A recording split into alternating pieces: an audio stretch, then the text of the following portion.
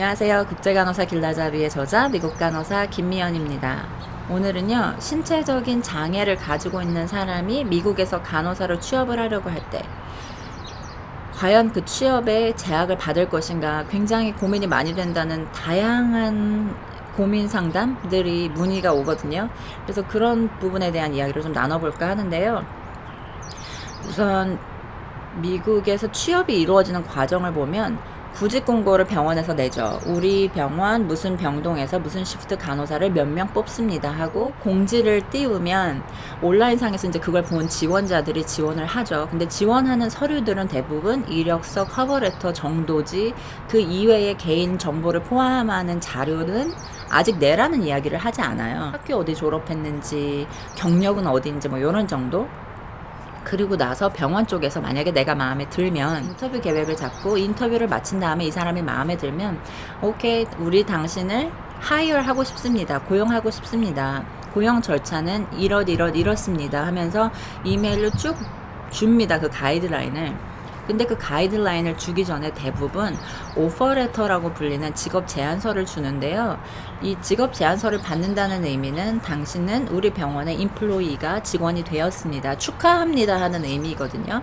그 이후에 차곡차곡 이렇게 절차대로 하세요 하는 내용들 중에 포함된 것이 신체 검사, 소변 검사. 소변 검사의 경우는 이제 드럭 테스트라고 해서 이 사람이 약을 하고 있는지에 대한 검사를 하거든요. 뭐 백그라운드 체크 같은 거, 이 사람 범죄 기록이 있는지, 믿을 만한 사람인지 그와 같은 것들 체크하고요. 내가 졸업한 학교라던가 일을 한 병원에서의 경력 같은 사항들을 체크하겠다는 동의를 구한 이후에 그걸 하게 되는 것이 대부분이고, 그 이후에는 HR 디파트먼트에서 연락이 오면서 이제 오리엔테이션 스케줄이 잡히게 돼요. 전반적인 구직 흐름이 그렇습니다. 이 얘기를 드리는 이유는 뭐냐면요, 여러분이 고민하는 것 중에 하나가 내 얼굴을 마주 보면서 인터뷰에서 너 B형 간염 있니? 아니면 너 어디 몸에 이상 있니? 아니면 너 미혼모니? 육아해야 되는 아이가 있니? 아니면 결혼이나 출산 계획이 있니? 이런 내용들을 인터뷰에서 물어본다면 구직 전이잖아요. 오퍼레터를 받기 전이죠. 인터뷰에서 나에게 그런 질문을 한다면 나는 이 사람에게 어떻게 대답해야 될 것인가? 미혼모란 이야기를 해야 될 것인가? 셋 딸린 이혼 엄마라고 얘기를 해야 될 것인가? 막 고민되는 부분들이 있잖아요. 싱글데디라는 얘기가 내가 간호사를 취업하는 부분에 걱정스러운 요소가 될까? 이런 질문 자체를 면접 중에 물을 수가 없어요. 법적으로. 이것은 우리가 상식적으로 생각해도 개인 사생활 존중도 안 될 뿐더러 이건 위배되는 거예요. 이 사람을 인종, 성별, 장애 유무, 기타 등등의 차등을 두지 않고 취업을 고려하겠다는 커멘트가 거의 대부분 마지막 부분에 우리가 지원을 할 때 공지가 뜨거든요. 인터뷰에서 그걸 물어본다? 그건 말이 안 되죠. 그쵸? 서류상으로는 그런 거 안 하겠다고 해놓고 얼굴 대놓고 이야기하니까 싹 바뀌어서 이런 거 물어본다? 그런 경우는 없어요. 한 번도 그런 질문을 받아본 적도 없고요. 받는 다음에 소송하시면 돼요. 일단 이력서 자체도 다르죠. 한국은 왼쪽 상단에 사진 붙이고요. 뭐 영문 이름, 한국어 이름, 생년월일, 키, 몸무게, 나이, 결혼 유무, 부모님 다 살아계시는지, 직업은 뭔지, 동산, 부동산까지 적으라고 했던 기억이 저는 나고요. 그리고 정말 기가 막히고 코가 막혔던 질문 중에 하나는 당신의 주량이 얼마냐고, 소주 얼마, 맥주 얼마를 칸을 나눠놨더라고요. 친구들이랑 당시에 막 고민을 엄청 많이 했던 기억이 나요. 야, 이 질문의 의도가 뭘까? 왜 우리가 이걸 적어야 될까? 근데 친구들 중에 굉장히 저는 그 친구 의견이 마음에 들었어요. 이 질문을 하는 질문자의 의도는 아무래도 우리가 사회 초년생인데 너무 뭐랄까, 아무래도 신세대니까 이미 기존에 일을 하고 있는 분들에 비해서 신세대와 이미 기존에 일하고 있는 세대들 사이에 격차가 벌어지고, 뭔가 회식을 할 때도 젊은이들은 죄송합니다, 저는 이만 집에 가보겠습니다, 즐겁게 놀다 가세요 선배님들 하고 집에 가고 막 이럴까봐 사회성을 알아보기 위해서 이런 질문을 하지 않을까. 그래서 조금은 마실 줄 안다고 써야 될 것 같아.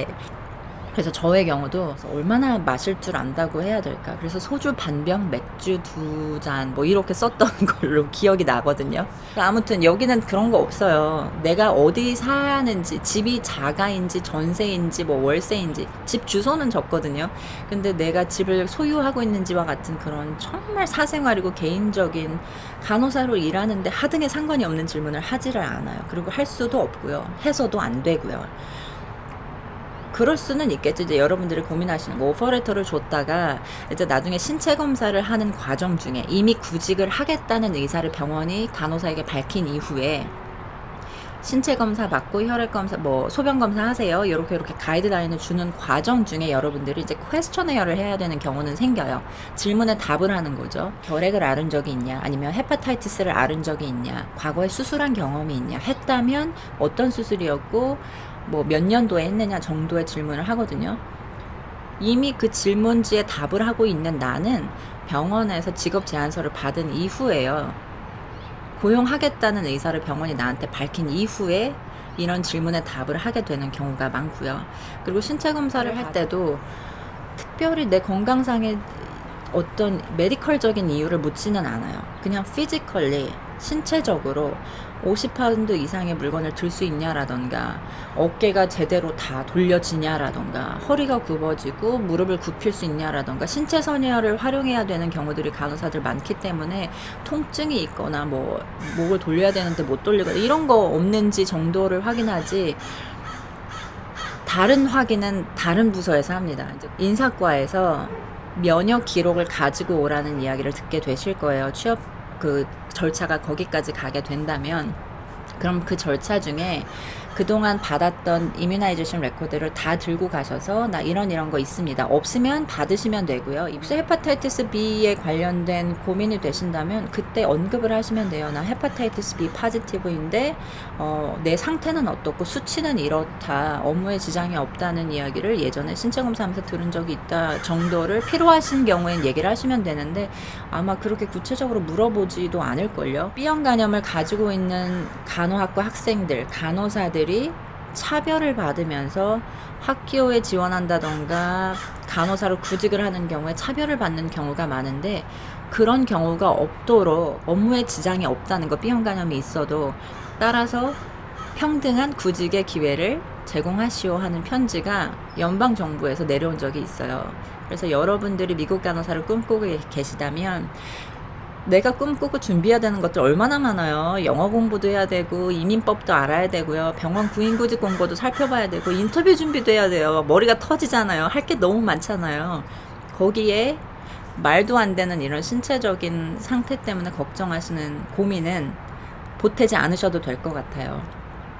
여기서 디스클레이머가 나갑니다. 이제 다 그렇다고 할 수는 없어요. 예를 들면 아까 손에 흉터가 있어야 하신 분은 상관이 없는데, 제 지인 중에는 이제 손에 흉터가 있어서, 화상 때문에 흉터가 있어서 손가락 하나가 좀 덜 구부러지는 경우가 있거든요. 오른손이. 그래서 이 친구의 경우는 이제 간호사가 되면 나는 수술방에는 아마 구직을 못하지 않을까 하는 생각이 든다 하는 이야기를 한 적이 있어요.